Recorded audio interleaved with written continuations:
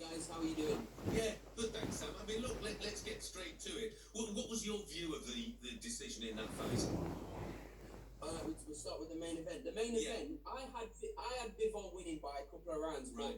Boxing, but there's a saying in boxing that everything's subjective. So I don't have a problem with BETERBIEV winning. It's some of the scorecards. The 116 scorecard was a bit of a joke, but other than that, if you have BETERBIEV winning, no problem. But I'm sure we'll see a rematch. So why then, Sam? Why the? You know, I mean, I was listening to Eddie Hearn's comments, and Eddie just couldn't believe it. Just couldn't. He found it hard to fathom what he had just witnessed, and yet you're saying it felt a fair bit closer, perhaps, than that. Yeah, listen, I thought BIVOL won the fight. Listen, Eddie's emotional because Eddie's invested time. And if I was a promoter of BIVOL or the manager, I'd be kicking him up as well. So, but when you watch it from a TV and when you're front row, it's completely different to watch. But I saw the same fight, not as wide as what Eddie had it, but I definitely had BIVOL winning.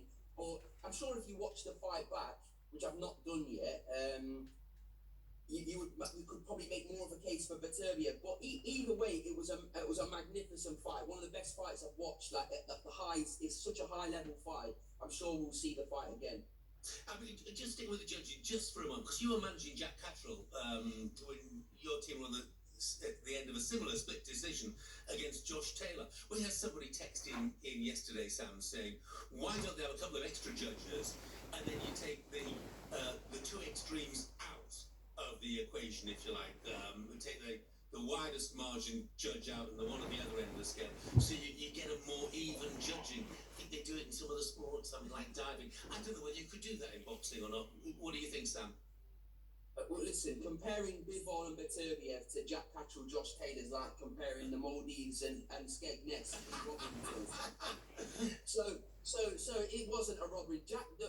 What judges should have to do, they should have to give an explanation after every fight. Like nothing like same way I would be interviewed after a fight if my fighter win or loses, or the promoters and the fighters themselves.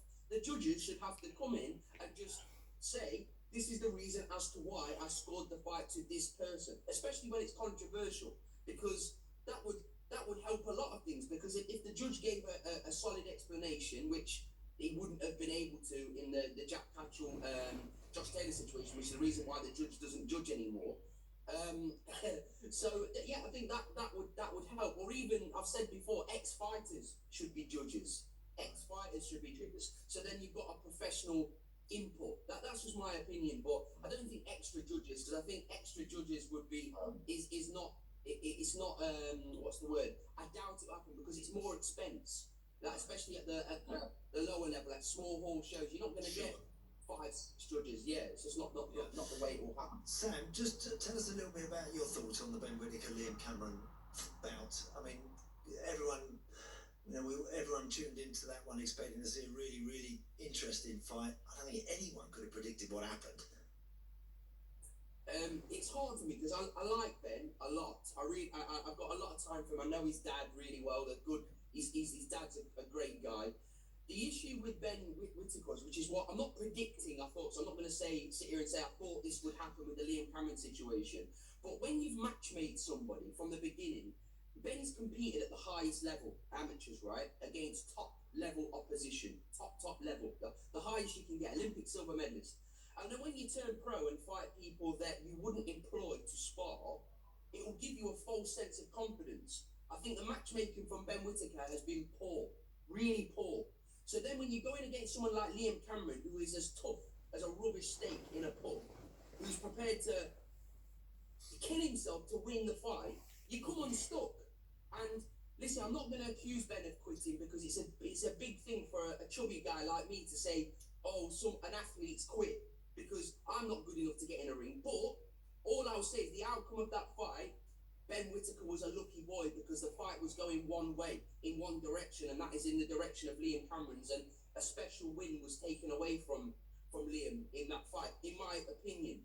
And now, obviously, there's going to be a lot of questions asked of Ben, whether he's got the stomach for it, the team around him. Like, he's going to need good people around him, Ben, because he's used to having things his own way. Like, he's got millions of followers, he's doing adverts shirts on Dior aftershaves in Milan. Like everything's going his way. He's boxing below par opposition, which is looking brilliant in. And then now, this is real adversity for him. And I hope he comes back from it because listen, he's a great talent, and I wish him the best. But it was not a good showing in that fight. No, he's a great entertainer from a spectator's point of view, obviously. But Liam Cameron, obviously, he felt hard done by that decision.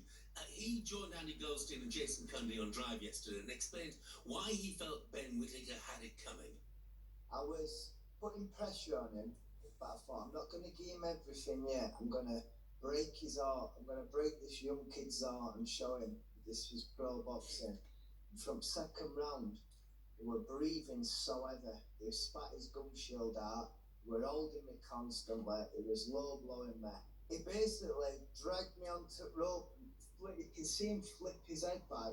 Why I went over, because he got me, do you know what I mean? And he flipped me onto my neck. He was exhausted. I was quite surprised how easy it were. I mean, in a way, that's pretty much what you were saying, Sam, isn't it? You know, he wanted to show him this is pro boxing. Correct. Yeah. This is what happens. Like when people have it their own way, and it's like I have a few young prospects that were. I've got a talent called Cameron Bong who, when he started, everyone's like, this is the best kid I've seen for years. And then we put him in against a guy called Jeff Ofori, who's very tough. You're not going to just knock him out in 3 rounds, and he lost a couple of rounds in that fight. And everyone's like, oh, he's rubbish again. But I've done it for a reason. So when he does step up, like what he's going to in a few weeks, into an even more, he's ready. You're battle hardened and you're ready. But when you're fighting people that you wouldn't employ to spar, you get a false sense of confidence. And I believe that matchmaking has a lot to do with Brilliant. When we're talking about Ben. Sam, just got a text coming from Clive, who's a Liverpool fan.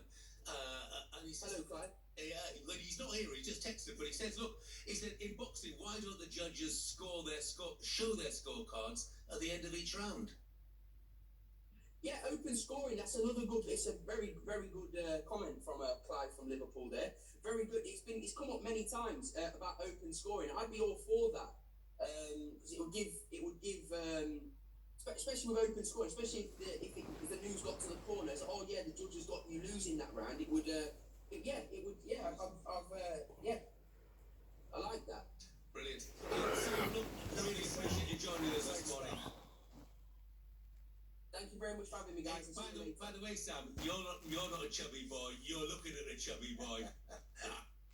Hey, Jeff, I grew up watching you. A massive pleasure being on your show. We'll speak to you soon, guys. Thanks, Sam. Brilliant.